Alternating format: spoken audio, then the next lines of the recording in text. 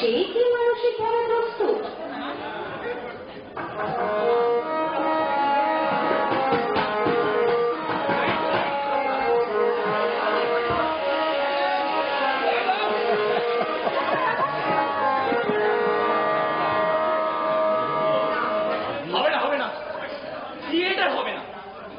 এই সমস্ত গোবর গণেশ সিঁড়ি কখনো থিয়েটার হয়? আজ হবে না থিয়েটার, কিছুতেই না। কি হয়েছে কালুদা? বুঝি না তো চেঁচাচ্ছ কেন? চেঁচাবো না? ওই হারাধন, ওটা কি চিন্তা গেছো? চমৎকার অরণ্যে কৃষ্ণ বানিয়ে রেখেছি। অরণ্য? তোমার মুন্ডু তুমি কি কবে বুঝেছো? এছাড়া কবে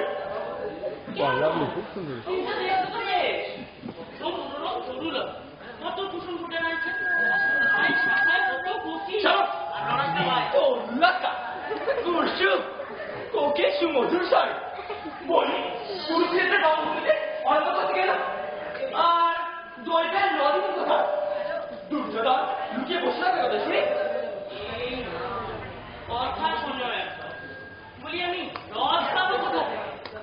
পেঁচ কেটে রস তৈরি করবো না, বলো তো একটা পুরোনো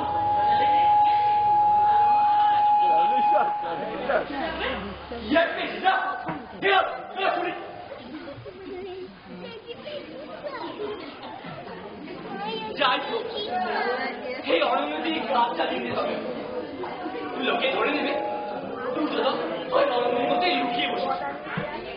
কিন্তু আর সমস্যা গেল কোথায়?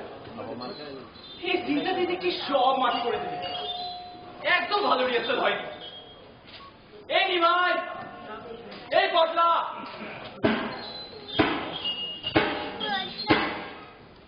আরে এটা কে? আমি নিমাই। নিমাই? তা বেশ, কিন্তু কিসের পাঠ করছো? ধৃতরাষ্ট্রে? ধৃতরাষ্ট্র কেন হবে? আমি ভীম। চক্রের মতো দাঁড়িয়ে লাগিয়েছিস কেন? তোকে কে বলেছিল ভীমের এমন বাবরসার মতো দাঁড়িয়ে ছিল? ভাই দাড়ি গজাবে না? কতদিন ধরে কুরুক্ষেত্রের যুদ্ধ চলছে, দিন নেই রাত নেই, ভারী যুদ্ধ, এর মাঝে ভীম দাড়ি কামাবে কখন শুনি?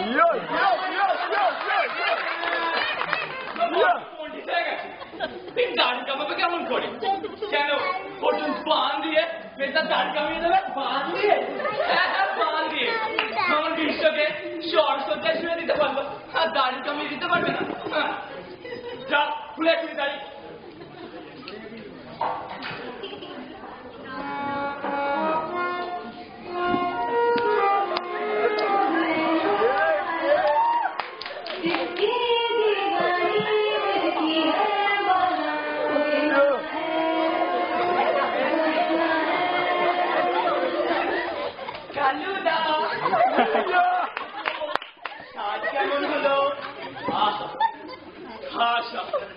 এখন কদম প্রতীকে উঠে বসলেই হয়। হাতে বাঁশি নিচ্ছিস বড়? বা শ্রীকৃষ্ণের হাতে বাঁশি থাকবে না? কি বৃন্দাবনের বল পেলি যে বেনু বাজিয়ে ধেনু চড়াবি? শ্রীকৃষ্ণের হাতে কিসের মনে নেই? শঙ্খচক্র। শাক দিয়ে কি হবে? আমি বাজাতে পারি না। চক্র খালি পাতানো শিখেছি। শাক না হলো একটা চক্র তো দরকার নাকি? চক্র আমি নিয়ে এসেছি দাদার সাইকেলের একটা টায়ার।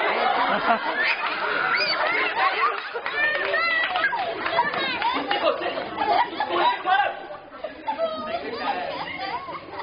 তুই তখন থেকে হাফ করে দাঁড়িয়ে আছিস? তোকে বললাম না তোর ওই মোগলাই গাড়ি খুলে আসতে? তখন তুমি আমার দাঁড়িয়ে দেখছো আর লিখলে কেষ্ট সেজেছে, তার জুতো বুঝি তোমার চোখে পড়েনি? দেখলে আমার পা মুচকে গেছে, অন্য জুতো পড়লে আমার লাগে, তাহলে ওই জুতো তুই পাগল আমি পাগল দুজনে।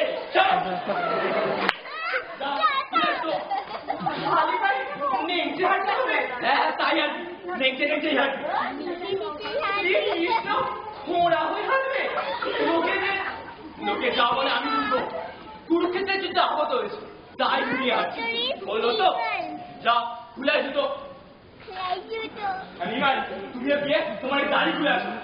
খুলছি, কিন্তু একটা কথা বলবো কালুদা। বল চটপট। আমি বলছিলাম কি এই থিয়েটারের পর 5 বছর আমাদের কাউকে আর জুতো কিনতে হবে না। মানে মানে এই থিয়েটার থেকে লোকে এত জুতো তুলবে যে তাতে এটা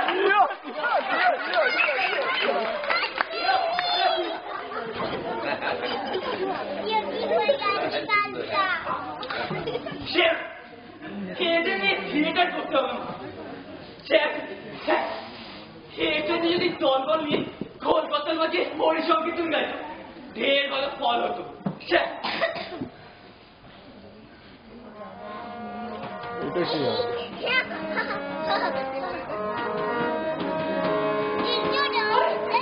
তোমার আবার খালির মতো মুখ কেন পান্না পেট কামড়াচ্ছে? কত বার করে বললুম তেলে ভাজা খাস নি খাস, তা পেট কামড়াচ্ছে কে বলো? তাহলে অমর তালের একটি মতো মুখ করবার মানে কি? এ কালুদা, আমি কি এটা করবো না? এটা করবে না মানে? মানে করবো না।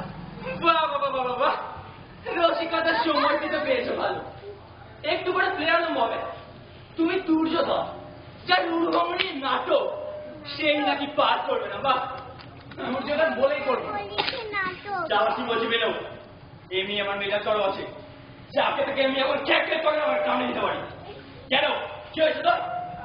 ওই নিমাই তাহলে ভীমের পাঠ করবে, ঠিক আছে। আর আমি দুর্যোধন। নিঃসন্দেহে অসম্ভব। মানে মানে আবার ওই রোগাপট্টা নিমাইটা তুমি এক ল্যাঙ্গেরে করবে। বইটা কিনা আমার উড়ু ভঙ্গ করবে। মহাভারত আবার বুঝি না। মোদ্দা কথা হলো ওই রোগাপট্টা নিমেকে আমার উড়ু ভঙ্গ করতে দেব না, কিছু দেয় না। বলি কি মুশকিল? মামার বাড়ি আপনার বাড়ি রিয়াস্তার সময় বলি না কেন? বলেছিল তুমি, এই যে তুমি তখন আমায় ভোজং ভাজং দিয়ে বোঝালে আমার নাকি হিরোর পাত। এখন তো দেখছি সব বোগাল, হিরো না চাই। আমি উড়ুবম হয়ে মাইতে পড়ে হাহাকার করবো, আর ওই ব্যাটা নিমে উঠে দাঁড়িয়ে চাপ দেখাবে, তোর পাবে। ও ইম্পসিবল। ইম্পসিবল? দেখ কেন, অনেকক্ষণ ধরে তোর বদনাম সহ্য করছি। একটু পরে প্লেয়ার হবে আর নিয়ে এলেন দেশতামো করতে। যা রেডি হলে শিখি, নইলে একসাথে কাজ ছেড়ে দেবো। যা বেশ শিখি 3 রুমে। আচ্ছা বেশ, দেখা যাবে।